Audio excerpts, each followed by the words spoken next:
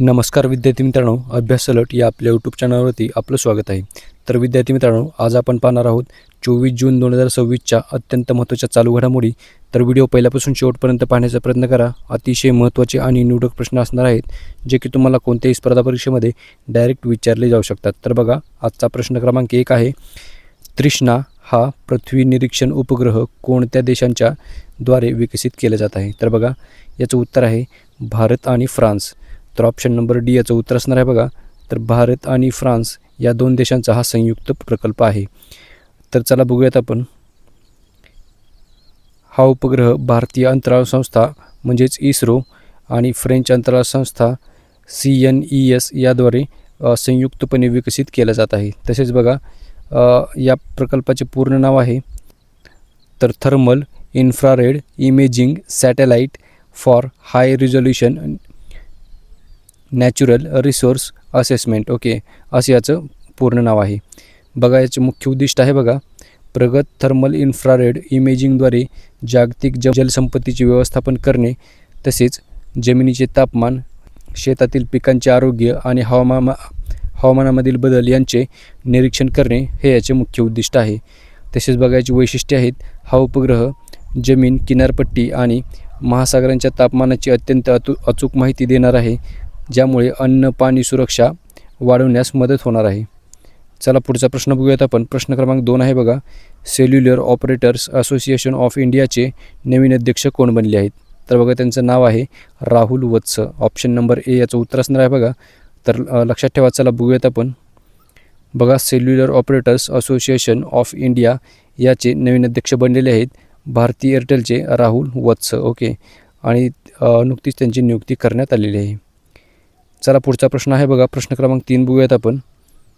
CBN at 361 degrees पॉलिमॅथ या पुस्तकाचे लेखक कोण आहेत? तर बघा, नुकतेच हे पुस्तक लिहिलेले आहे शाकामुरी श्रीनिवास प्रसाद. ऑप्शन नंबर बी याचं उत्तर असणार आहे. बघा, तर यांनी हे पुस्तक लिहिलेले आहे. चला बघूयात आपण. बघा, या पुस्तकाचे इंग्रजीमध्ये भाषांतर निवृत्त IAS अधिकारी KV सत्यनारायणन यांनी केलेले आहे. आणि विषय थोडक्यात बघूयात आपण. बघा, हे पुस्तक आंध्र प्रदेशचे मुख्यमंत्री N. चंद्राबाबू नायडू यांच्या नेतृत्वशैली, प्रशासकीय निर्णय आणि त्यांच्या प्रशासकीय प्रवासाच्या विश्लेषणावर आधारित आहे. तर लक्षात ठेवा. चला पुढचा प्रश्न बघूयात आपण. प्रश्न क्रमांक 4 आहे बघा, आंतरराष्ट्रीय सागरी न्यायाधिकरणाचे न्यायाधीश म्हणून 2026 ते 2035 या कालावधीसाठी कोणाची निवड झाली आहे? तर बघा, त्यांचं नाव आहे Vimal Patel. Option number A याचं उत्तर असणार आहे. बघा, तर विमल पटेल यांची नियुक्ती झालेली आहे. चला बघूयात आपण. बघा, न्यूयॉर्कमधील संयुक्त राष्ट्रांच्या मुख्यालयामध्ये पार पडलेल्या United nations convention on the law of the सीच्या सदस्य राष्ट्रांच्या 36व्या बैठकीमध्ये त्यांची निवड करण्यात आलेली आहे. तसेच बघा, ते 1 ऑक्टोबर 2026 रोजी आपला पदभार स्वीकारणार आहेत आणि सध्याच्या भारतीय प्रतिनिधी नीरू चड्डा यांची जागा घेणार आहेत. तर चला पुढचा प्रश्न बघूयात आपण. प्रश्न क्रमांक 5 आहे बघा, भौतिकशास्त्र क्षेत्रामधील वुल्फ पुरस्कार मिळवणारे भारतीय वंशाच्या पहिल्या व्यक्ती कोण ठरले आहेत? तर बघा, त्यांचं नाव आहे जितेंद्र के जैन. ऑप्शन नंबर ए याचं उत्तर असणार आहे. बघा, तर जितेंद्र के जैन हे भारतीय वंशाचे असे पहिले व्यक्ती ठरलेले आहेत, ज्यांनी भौतिकशास्त्र क्षेत्रामधील वुल्फ पुरस्कार मिळालेला आहे. तर चला बघूयात आपण. बघा, त्यांना 2025 सालचा भौतिकशास्त्रातील वुल्फ पुरस्कार त्यांच्या संमिश्र फर्मियन्स या क्रांतिकारी शोधासाठी देण्यात आलेला आहे. तसेच बघा, 18 जून 2026 रोजी जेरुसलम येथे इस्रायलचे राष्ट्रपती आयझॅक हर्झोग यांच्या हस्ते त्यांना हा पुरस्कार प्रदान करण्यात आलेला आहे. तर लक्षात ठेवा. तर बघा, त्यांनी महत्त्वाचा शोध लावलेला आहे.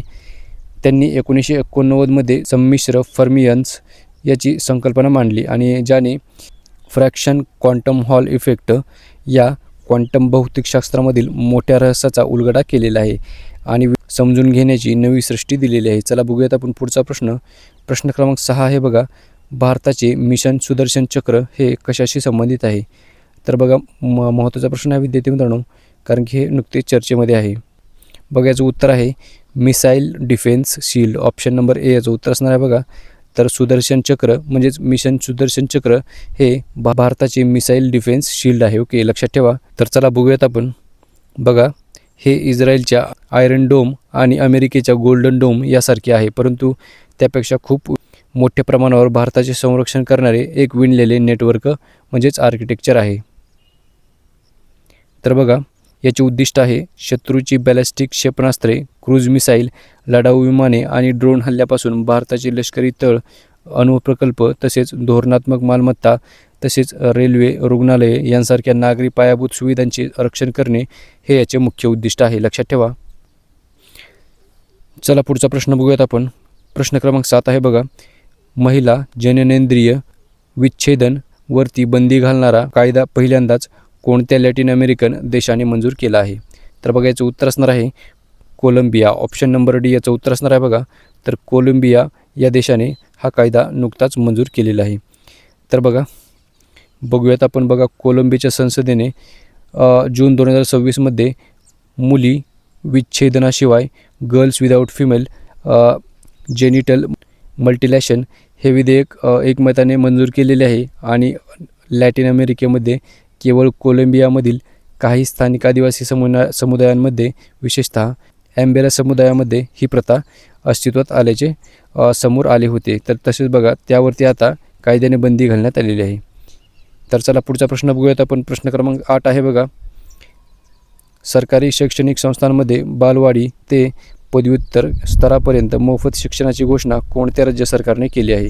तर बघा, ही घोषणा केलेली आहे ओडिशा या राज्य सरकारने. ऑप्शन नंबर बी याचं उत्तर असणार आहे बघा. चला बघूयात आपण.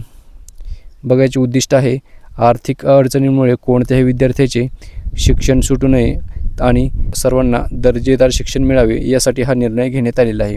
तसेच बघा, बालवाडी ते पदव्युत्तर स्तरापर्यंत सर्वांसाठी संपूर्ण मोफत शिक्षण देणारे ओडिशा हे भारतातील पहिले राज्य बनलेले आहे. तर नुकतीच ओडिशा सरकारने याची घोषणा केलेली आहे. तर चला बघूयात आपण पुढचा प्रश्न. प्रश्न क्रमांक 9 आहे बघा, जून 2026मध्ये बिहारच्या कोणत्या पारंपरिक उत्पादनांना GI टॅग मिळालेला आहे? तर बघा, याचं उत्तर आहे वरीलपैकी सर्व. म्हणजेच तर बघा, पीडिया पेंटिंग भोजपूर, पत्थरकटी स्टोन क्राफ्ट गया आणि बावनबुटी साडी आणि फॅब्रिक ही नालंदामध्ये आहे. लक्षात ठेवा. तर नुकताच म्हणजेच जून 2026मध्ये बिहारच्या या 3 पारंपरिक उत्पादनांना GI टॅग मिळालेला आहे. तर बघा, बावनबुटी साडी आणि फॅब्रिक ही जी आहे ती नालंदा येथे, बिहारमधील नालंदा येथे प्रसिद्ध आहे. तर बघा, या पारंपरिक हातमाग कलेमध्ये कापडावर 52 विविध सांस्कृतिक आणि पारंपरिक चिन्हे जसे की आकृत्या, जसे की बघा कमळ, मोर, बौद्ध प्रतीके हाताने विणले जातात. तसेच दुसरं आहे बघा पत्थरकटी स्टोन क्राफ्ट, ही आहे ती गया येथे प्रसिद्ध आहे. चला बघूयात आपण. बघा, याची वैशिष्ट्ये आहेत. ही गया या जिल्ह्यामधील सुमारे 300 वर्षे जुनी दगडी हस्तकला आहे आणि स्थानिक कारागीर येथील काळ्या दगडावरती अत्यंत देखणे नक्षीकाम करून भगवान बुद्ध आणि इतर देवी देवतांच्या मूर्त्या घडवतात. तिसरं आहे बघा पीडिया पेंटिंग भोजपूर. तर बघा, बिहारमधील भोजपूर येथे प्रसिद्ध आहे. ही भोजपूर प्रदेशामधील एक पारंपरिक लोककला आहे जी की प्रामुख्याने ग्रामीण भागातील महिलांद्वारे जिवंत ठेवली गेलेली आहे. तसेच बघा, सण, उत्सव आणि शुभप्रसंगी नैसर्गिक रंगाचा वापर करून ते ग्रामीण जीवन, कौटुंबिक नातेसंबंध आणि धार्मिक श्रद्धा दर्शविल्या जातात. तर लक्षात ठेवा. चला पुढचा प्रश्न आहे बघा. प्रश्न क्रमांक 10 बघूयात आपण. कोणत्या राज्याने कर्करोगावरील उपचार अधिक बळकट करण्यासाठी 300 कोटी सायक्लोस्ट्रॉन प्रकल्पाला मंजुरी दिली आहे? तर बघा, त्या राज्याचं नाव आहे महाराष्ट्र. आपल्या महाराष्ट्राने या प्रकल्पाला नुकतीच मंजुरी दिलेली आहे. चला बघूयात आपण. बघा, जून 2026मध्ये झालेल्या मंत्रिमंडळाच्या बैठकीमध्ये महत्त्वपूर्ण प्रकल्पाला मान्यता देण्यात आली आहे आणि हा प्रकल्प नागपूर येथे उभारला जाणार आहे.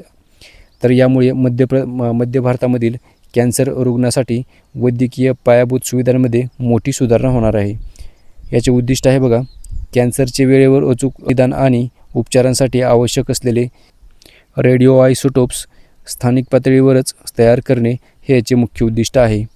तसेच बघा, नागपूरजवळील हिंगणा तालुक्यामधील भानसोली येथे 30 हेक्टर जमिनीवरती हा प्रकल्प साकारला जाईल आणि यासाठीचा 300 कोटींचा खर्च वैद्यकीय शिक्षण विभाग आणि उद्योग विभाग हे 50% याच्या भागीदारीतून करणार आहेत. ओके. तर बघा, हा जो प्रकल्प आहे तो महाकेअर कंपनी अंतर्गत एका विशेष हेतू कार्यवहन यंत्रणेद्वारे राबवला जाणार आहे. तर लक्षात ठेवा. आणि याच प्रश्नाबरोबर विद्यार्थी मित्रांनो, आजच्या दिवसाचे जे करंट अफेअर्सचे प्रश्न होते ते सर्व आपण कव्हर केलेले आहेत. तर व्हिडिओ कसा वाटला तुम्ही हे कमेंट करून नक्की कळवा. तर भेटूयात आपण उद्या. धन्यवाद.